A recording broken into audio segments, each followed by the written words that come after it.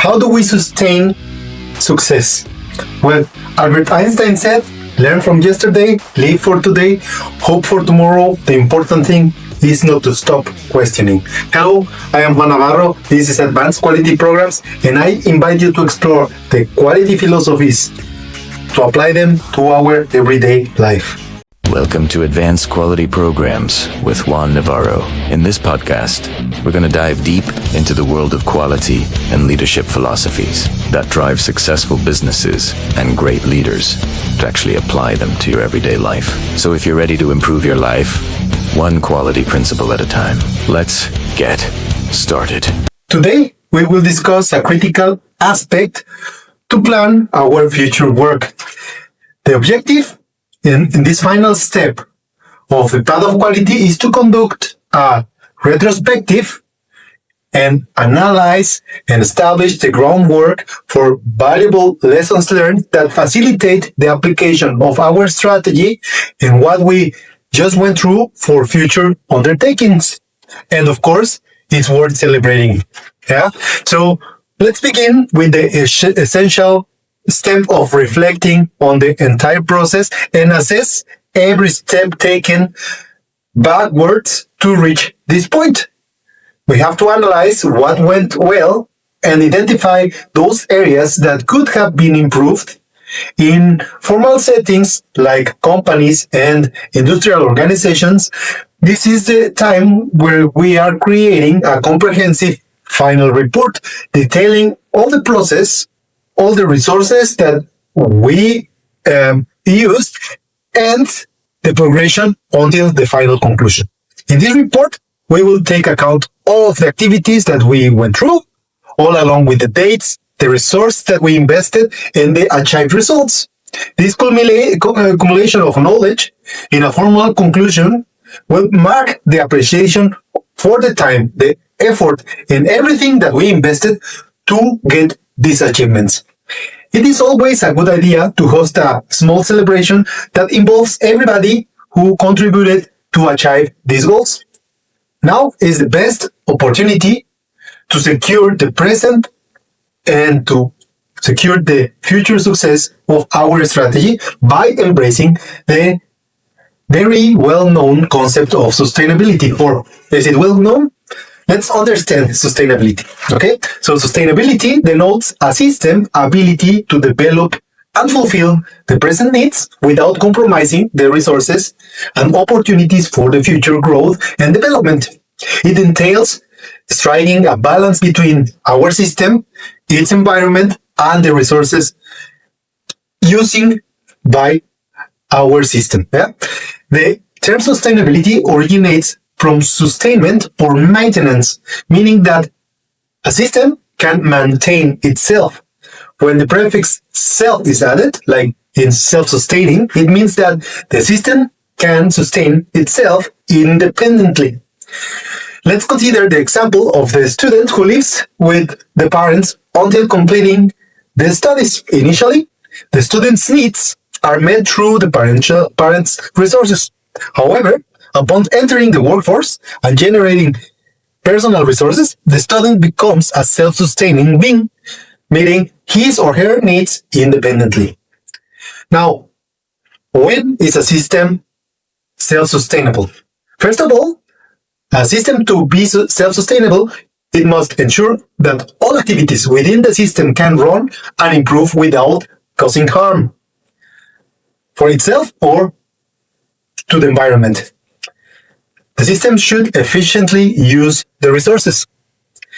It must also ensure that all activities enhance the entire system and not just the specific parts. It should promote the maximum resources utilization and minimize the waste.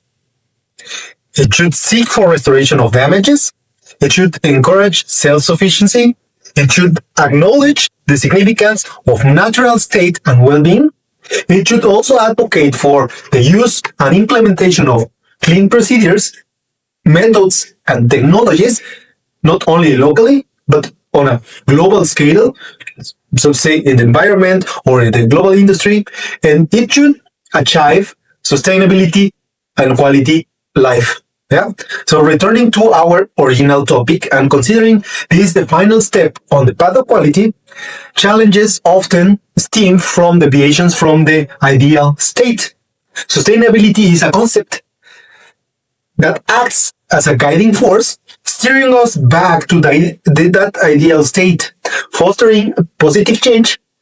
And we already talked about it. We had known this ideal state and like the good change, the one that we described as Kaizen, that originated all this series of podcasts. But in today's discussion, let's take it a little bit further and talk about work-life balance.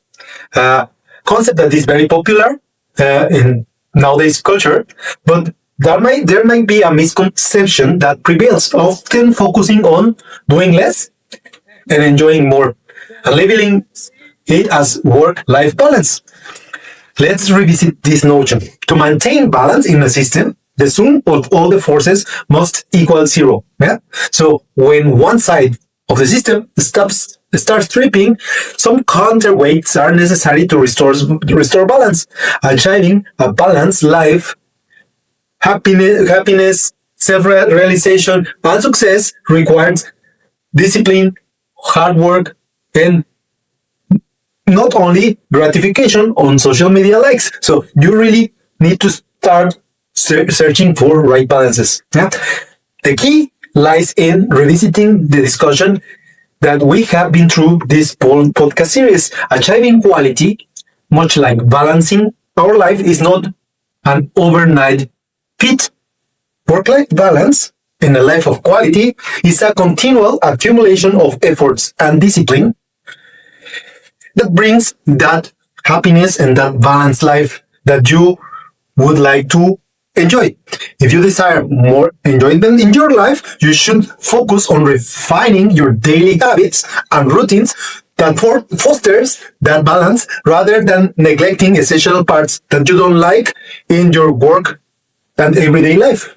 So this manifesting thing is actually the aggregation of little successes that will ultimately transform into those positive rewards that we are seeking. Okay? Quality and balanced living demand sustainability. The tools that we have just discussed on this last series of podcasts can guide you toward that quality of life and balance that you desire. Remember that every successful person attests to the fact that life of quality and success is attained only through continuous work and discipline. We need to embrace a philosophy of continuous improvement and work diligently toward the quality of life that we aspire to achieve. And this is a worthy effort. This week's challenge is to celebrate and inspire. This week, we will take the challenge to celebrate our success on this path of quality with those we love and we care about. By sharing our achievements, we will not only enhance our enjoyment, but we will also inspire others to embark on the path of quality and the positive change.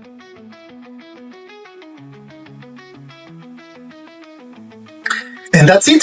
Thank you everybody for joining me on this week podcast and video. If you are on YouTube, I genuinely appreciate all of your comments and support. If you enjoyed that video and you enjoyed the podcast, please consider giving us some thumbs up. Your subscriptions to the channel, to the podcast, means a lot and help us to grow.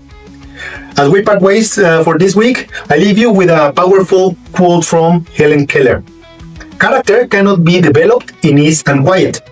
Only through experience of trial and suffering can the soul be strengthened, ambition inspired, and success achieved. Don't forget to hit the bell and see you next week.